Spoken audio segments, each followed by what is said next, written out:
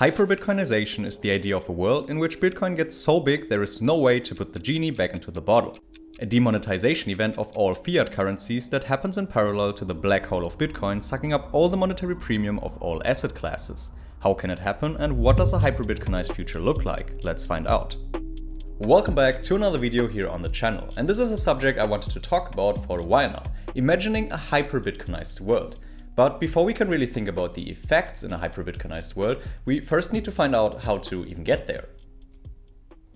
Bitcoin has been described as a black hole, and this comparison is quite fitting actually. Black holes have a so-called event horizon, a point of no return. Anything that reaches this event horizon is unable to escape the gravitational forces of the black hole and gets sucked to the center of it. Hyperbitcoinization is reached at Bitcoin's event horizon. At this point, the gravitational forces of Bitcoin are so strong that you can't do anything but capitulate and use Bitcoin, no matter how much of a critic you are. This is a historical lesson of immense significance and should be kept in mind by anyone who thinks his refusal of Bitcoin means he doesn't have to deal with it. History shows it is not possible to insulate yourself from the consequences of others holding money that is harder than yours. Hyperbitcoinization means people abandoning all fiat currencies in the presence of Bitcoin. This demonetization of fiat through hyperbitcoinization functions similarly compared to demonetization through hyperinflation. The key difference is that the first one starts and ends with the voluntary transitions from individuals and that the second one is state-controlled. Daniel Kravis, who wrote about hyperbitcoinization in 2014, explained it as follows. Hyperinflation is an entrepreneurial act on the part of government in the sense that it involves a continually changing intervention that prevents an equilibrium from forming. The government must continually alter its own behavior to stay ahead of its peoples. The moment they begin to anticipate its future policy, the government must change the policy by increasing the rate of inflation. Hyperbitcoinization is a voluntary transition from an inferior currency to a superior one, and its adoption is a series of individual acts of entrepreneurship rather than a single monopolist that games the system. Now the question is, have we already passed this event horizon? And I think you can argue for and against it. You could even argue that the Genesis block is Bitcoin's event horizon, because at this point Bitcoin was turned on and it never got turned off again. Or maybe the critical point was even earlier, with the release of the white paper. After all, Bitcoin is an idea and nothing is more powerful than an idea whose time has come. There is no flesh or blood within this cloak to kill, there's only an idea. Ideas are bulletproof. The event horizon of Bitcoin's adoption could also be described as a tipping point from early adopters to mainstream users, as I explained in a former video about crossing the chasm and supercycle, which by the way is well attacked now that Bitcoin is approaching all-time highs again. The chasm is used in S-curve adoption of technologies. It's bridging the early adopters and early majority of users. The phenomenon of gradually, then suddenly. And adoption of new technologies is getting faster and faster. Bitcoin and Lightning are growing more rapidly than the internet did. The huge advantage is that the physical infrastructure for the network to operate is already in place. The path to hyperbitcoinization is driven by incentives and game theory. I like Dan Hale's answer on the same question on the Miami conference in 2021. What path do we take to get to a Bitcoin standard? Yeah, that's a great question. And we actually have a very simple answer for it. Number go up. Number go up technology is a very powerful piece of technology. It's the price. As the price grows higher, more people become aware of it and buy in anticipation of the price continuing to climb. This is called FOMO. So Bitcoin has something called like a viral loop. This is a marketing terminology for you tell your friends about a product or service, then they tell their friends about a product or service. And that mechanism is the primary acquisition mechanism during these Bitcoin bull runs that have brought in 10, 100 million users. Transitioning to a world in which Bitcoin is your medium of exchange and unit of account is, as explained before, a voluntary process of all the actors involved. It's a free market choice of many individuals, which, guess what, is the only way to have an ethical, natural money. The historical selection of gold, silver and copper was not made through some sort of social contract or convention. Rather, it resulted from the spontaneous convergence of many individual choices. We may call any kind of money that comes into use by the voluntary cooperation of acting persons natural money. Unsurprisingly, in no period of human history has paper money spontaneously emerged on the free market. Luckily, no monetary system stays forever, and no reserve currency for eternity, especially not a fiat currency since they have a 100% failure rate throughout history. So maybe it's time for a new monetary standard, the Bitcoin standard. 30 to 40 years, different monetary system, 30 years, 28 years, 39 years plus. What's next? The world is going to have a new monetary system in this decade that we're in. We're going to experience this huge deflationary crash around the world. The world will probably end up on some sort of new monetary system, probably after governments try and print their way out of this and cause hyperinflations of all the currencies, and people will just lose confidence in currency. In my opinion, there are 4 crucial steps that are necessary to get to the Bitcoin standard. First, number go up technology as spelled out by Dan Held earlier, which is the incentive to get involved in the first place. Whether you are an individual, a corporation or a state, you simply don't want to be the last one to adopt Bitcoin because you miss all the appreciation and the applications of the open network.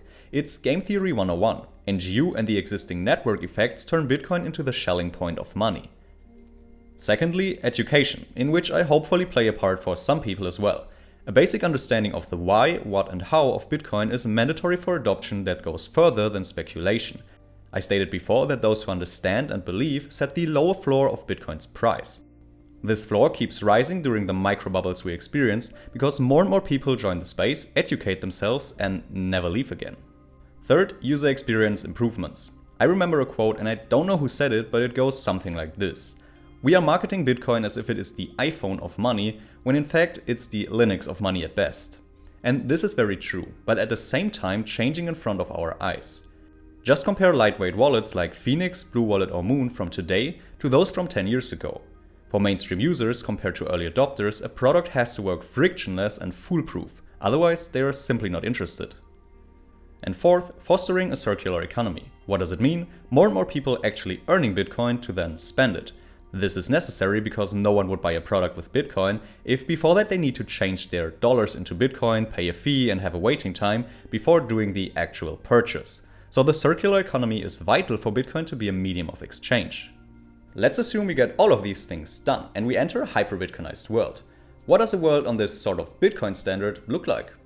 Nation states will shrink. Saif Dean calls this the Swissfication of the world.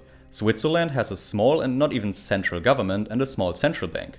They stick with the gold standard much longer than the rest of Europe and ended up being in the top 5 of the richest countries in the world. Also, privacy will just get better and many transactions will be taking place over cyberspace without a jurisdiction getting a share. Whether you like it or not, think taxes are good or not, this is quite inevitable and was thoroughly predicted in 1997 in The Sovereign Individual. You cannot tax unless you can compile records and issue receipts. When technology is mobile and transactions occur in cyberspace, as they increasingly will do, governments will no longer be able to charge more for their services than they are worth to the people who pay for them. And this is more of an effect of the internet itself, but gets reinforced stronger through Bitcoin. To me, that's extremely positive because it forces governments to become efficient.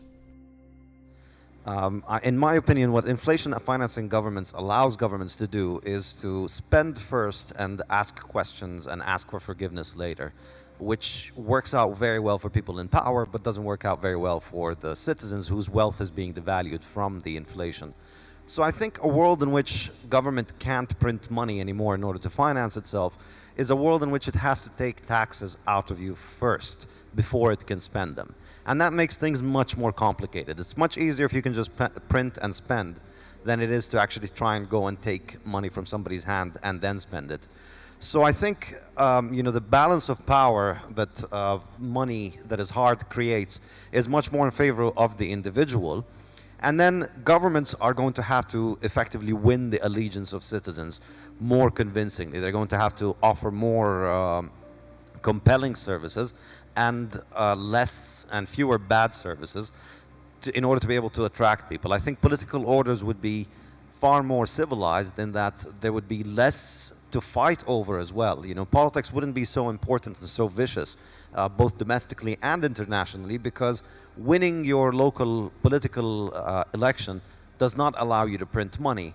And that's really 99% of the fun if you're into politics. So if you take that away, people are just not going to be so vicious about fighting for politics. I can see the world focusing on more important and more productive things than politics and geopolitics if money is taken out of politics, if what determines the validity of your transaction is cryptography and the actual possession of the balance rather than whether you're connected to the right people and whether you have the right people in charge of the bank who let you pass the transaction. So that's how I see it.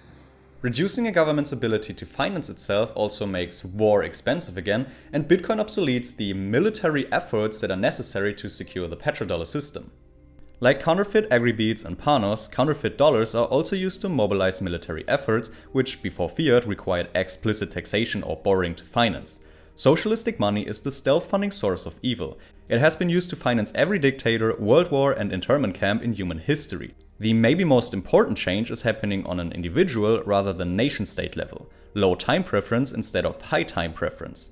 A fully adopted sound money like Bitcoin creates a less uncertain future, which makes it easier to plan for the future instead of discounting the future through high time preference that's fostered by inflation of fiat currencies. Here a common misconception is that people stop spending altogether because of this lower time preference, which is kind of ridiculous if you think about it. There is absolutely no point in hoarding money forever until you die. Of course you still buy things, that's what money is for. You buy food to eat and products and services you want. And of course this drives most economists of the Keynesian persuasion crazy, because they tell you, oh no, if people stop spending, then we will all die, as you know, because then the economy collapses. But, you know, to this, I like to provide this image of a 10 megabyte hard disk from 1980, which was selling for the bargain price of $3,495 US. And I would like to ask you why anybody in their right mind would buy that when they could just simply wait 30 years and then buy 10 megabytes on a little USB key for maybe $1 or something. So, what would you do? Would you just wait 30 years or would you buy this if you were in 1980? If you had good use for it, you would buy it, right? So if you were Steve Jobs in 1980 and you needed an external hard drive, he probably bought it. But would you wait just because the value is likely to go down? No. The notion that prices dropping will stop people from spending only really applies to frivolous spending. You're not going to starve today just because you can get more food tomorrow, right? At some level you need to survive. In other words, as human beings, time preference, and this is a very foundational concept in economics, time preference is always positive. We always prefer the present over the future.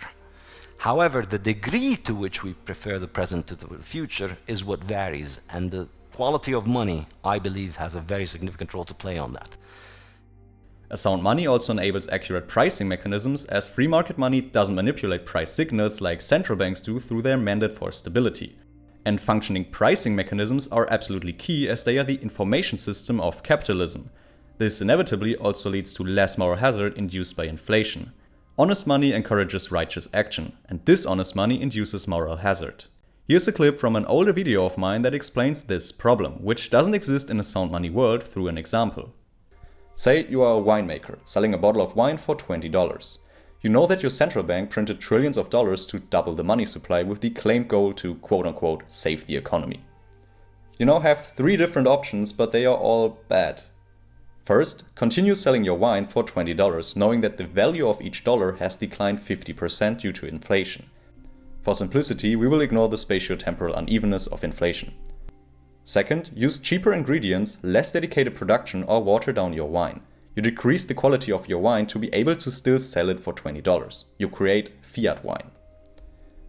Or third, double the selling price of the wine to $40. If the winemaker chooses the first option, he incurs a 50% loss. If he decides to water down his wine, he defrauds his customers by selling them an inferior product. If he doubles his price to maintain quality, he risks losing customers to less honest competitors who are willing to compromise on quality. Since diluting wine with water is difficult to detect for non-connoisseurs and offers an immediate financial gain, all winemakers face strong incentives to defraud their customers when inflation strikes. This moral hazard is also the reason why Safety Namus talks about fiat food and fiat art. I also really like the idea of Bitcoin becoming the 8th base unit of the world, the unit for value. After all, it's the first and only time we have an unchangeable, verifiable amount of money, and money is how we store and transfer value across space and time. An interesting question is what the price of a Bitcoin would be in case it becomes the dominant monetary force. However, predicting the price of Bitcoin in a hyperbitcoinized world is not really possible, because in the suddenly phase of hyperbitcoinization, all fiat currencies would rapidly devalue as less and less people want to hold and use them. So if you say Bitcoin is worth $1 billion, that wouldn't mean much, because what is $1 billion in terms of goods and services at that point? I've seen calculations between $1 million and $100 million per Bitcoin for the event horizon of Bitcoin's black hole. And how realistic is this whole scenario of hyperbitcoinization and the end of all fiat money? Well, I think it's not completely unrealistic if your time frame is long enough. However, there are also many other ways how this could play out. One way would be a multi-currency hierarchy with central bank digital currencies, some backed by Bitcoin, like described in Nick Batier's excellent book Layered Money. In the first step, governments could still use their own currency locally but settle with BTC globally instead of using the US dollar, yuan or gold. I don't have a final opinion about how it's all going to happen yet. After all, humans are pretty awful at predicting big events anyway, so I'm just gonna wait and watch. Imagining and speculating what could happen is a fun exercise though. If you enjoyed the video and took something out of it, I would appreciate it if you leave a like and subscribe to the channel for further content. I have at least one upload or maybe even 2 uploads per week from now, so I would appreciate it if you leave the sub, and then I see you next time.